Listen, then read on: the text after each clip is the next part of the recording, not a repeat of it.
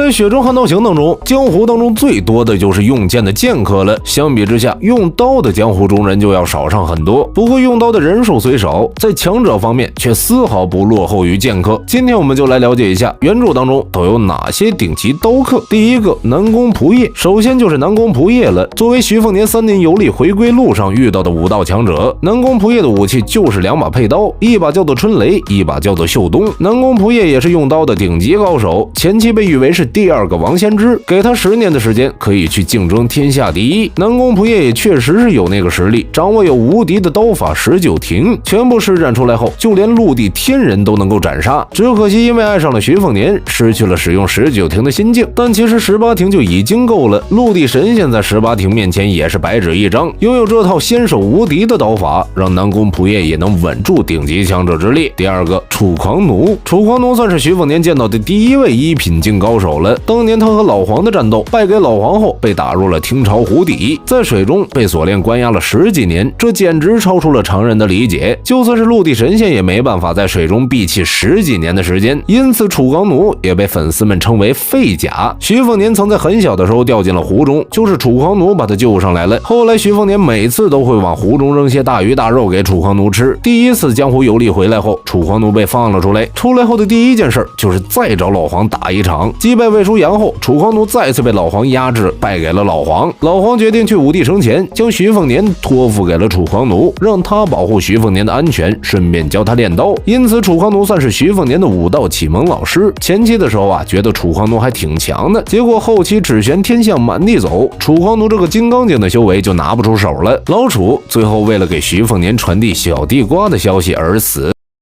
在《雪中悍刀行》当中，江湖当中最多的就是用剑的剑客了。用刀的虽然不多，在强者方面却丝毫不落后于剑客。那么原著当中都有哪些顶级刀客呢？第3位，徐凤年。徐凤年2次游历江湖的过程中，对他影响最大的2个人就是老黄和李淳罡了。这2位都是用剑的顶级剑客。徐凤年走上武道之路后，因为江湖上的剑客实在太多，于是他便转去练刀。当时他跟着楚狂奴一起在武当山上练刀，虽然武道天赋很不错，但当时的徐凤年已经成年，错过了最好的修炼内力的时候，内力要比同龄的江湖中人弱一截儿。好在徐骁早就给他铺好了路，让武当山的掌教王重楼将修炼多年的大黄庭传给了徐凤年，弥补了徐凤年内力不足的缺陷。这份谋划已经很久了，当年王重楼修炼大黄庭的时候，就是按照徐凤年的诀窍修炼的。得到大黄庭后，跟着李淳罡游历江湖，又获得了老剑神的亲传，武道之路慢慢有了起色，实力也越来越强。北莽之行回来后，徐凤年一步步成长为新武帝，在和王仙芝决战的时候战胜王仙芝，成为新一代天下最强。不过那个时候还有其他几位无敌的人物，徐凤年和他们并列成为4大宗师。多年的时间里，徐凤年用过的刀很多，他其实算不上一个纯粹的刀客，他的武道之路融合了诸多的精髓，江湖上强者有名的绝技他都会，既算是刀客又算是剑客，即使不用刀剑也能够轻易杀敌。